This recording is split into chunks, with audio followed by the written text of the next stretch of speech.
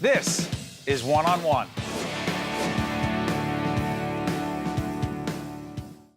This is Steve Adubato on location, but more importantly, it is my honor to speak to Dr.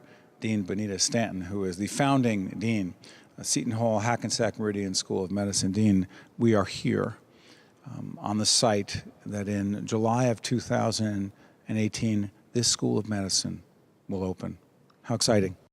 It is tremendously exciting. We still have our work to do ahead of us to turn that into a reality, but it is unbelievably exciting, and it has been a pure joy so far. You've been in medicine and research for a few years, and talk to us about what it is about this place that drew you here, but also more importantly, what you see for the people of this state and this region moving forward. My career has been in large measure focused on health inequity. And in the United States, we have the largest inequity in health outcomes of any of the industrialized nations. That means that overall our health indices are poor compared to the other industrialized nations, but it is not that our upper half income bracket isn't doing just fine. They're doing quite well, not as good as some of the nations, but quite well. It is the lower income half who is doing very, very poorly. And there is no reason for that. That does not have to happen in the United States. It is not that we're not putting enough money into it. Indeed, we are putting far more money into our health care system in the United States than the other industrialized nations. I'm not talking about all nations. So clearly, we're not spending our dollars right. And we haven't had a kind of focus on what is going wrong. Where are the problems with not just our health delivery system, there has been some look at that, but also our health education system. And so that is what it is so meaningful to me as someone whose whole career has been looking at inequities to have this chance to create a medical school who will, along with a couple of our sister medical schools, begin the process of delivering the kind of health care the U.S. deserves so that we have good health outcomes. So, Dean, let me follow up on that. Describe one academic research activity that you see taking place here that could help bridge that gap, make some progress, and change the kind of situation that is totally unacceptable by any reasonable standard in this great country. Sure. Loaded question, I know. No, this is a great question, and it's the kind of question I wish more people were asking themselves. So you might ask, well, what's causing these differences in health outcomes? And interestingly, if you look at infants, I'm a pediatrician. Yes. If you look at infants, in their first month of life, there is no real difference in the rates of mortality in the first month between high-income and low-income infants in the United States. It is when they leave the hospital that you begin to see huge divergence. So if you're born very premature with some congenital anomaly, you're probably going to end up in a hospital and you're going to get pretty good care. It's once you go out into the community that things begin to fall apart. And that is because health and wellness occur in the community.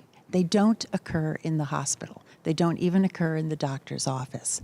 And we have not been training our physicians. We have not been training the other persons that we work with. The allied professionals in the medical field. Professionals, exactly. To think about health and to think about illness as it is outside of your office, outside of your hospital. And that's what we need to focus our medical students' attention on. And so we will begin in the week one with focusing them at all times on, okay, what's going out in the community? And getting them to think constantly, regardless of what aspect of medicine they're going into. I'm not talking about we need more primary care. I'm saying every single doctor must be thinking about when he leaves my operating room, when she leaves my radiation therapy session, what reality does she face at home, and what do we need to do to mitigate the adverse aspects and to maximize the positive aspects of community? Dean, that's incredible empathy. That's really thinking about the other in this case, the patient's experience outside of my treating that patient. That's extraordinary. Well, thank you. But that's what every physician should be able to be doing, because that's part of the real joy of being a physician. That's part of the humility, the excitement, the idea that we can go all the way through to the core, not just of a family, but of a person, and understand what shoes they're walking in, and make sure that we've improved that footage, that wearing, so that their life can have the same quality that we would want for ourselves. Let me follow up on that. Teaching that empathy. I talked to Dr. Jeff Boskamp about this a little bit, but you've lived this as well. The ability to teach empathy, emotional intelligence, as Dr. Daniel Goleman coined that expression a few years back. Is it that you're bringing in students who you believe are more inclined to have some of it, or is it teaching it, or is it all of the above? It's all of the above. In the health professions, we are fortunate in that we seem to attract people innately that are more inclined to be empathetic.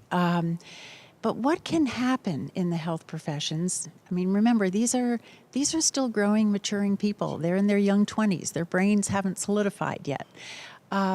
Is that we can increase their capacity for empathy, or we can shut it off.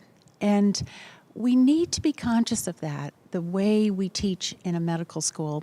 And I don't mean just the experience of doctors teaching doctors.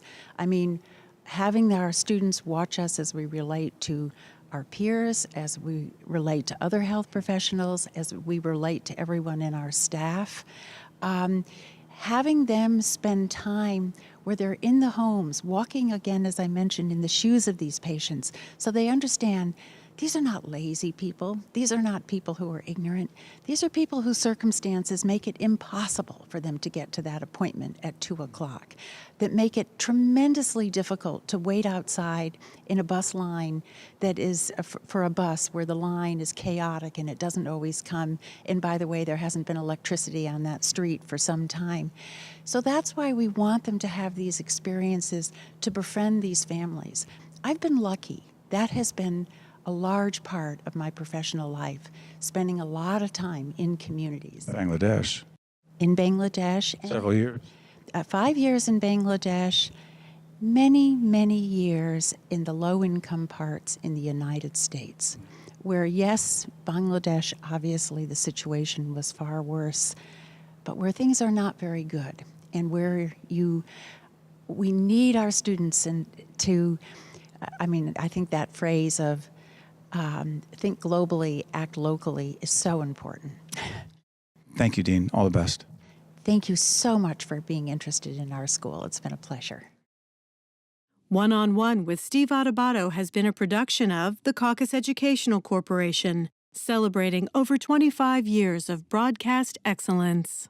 Funding for this edition of One-on-One with Steve Adubato has been provided by TD Bank, Suez, Partners for Health Foundation, the Russell Berry Foundation, ShopRite Supermarkets, the Northward Center, and by Gary's Wine and Marketplace. Transportation provided by Airbrook Limousine, serving the metropolitan New York, New Jersey area. One-on-One with Steve Adubato has been produced in partnership with TriStar Studios.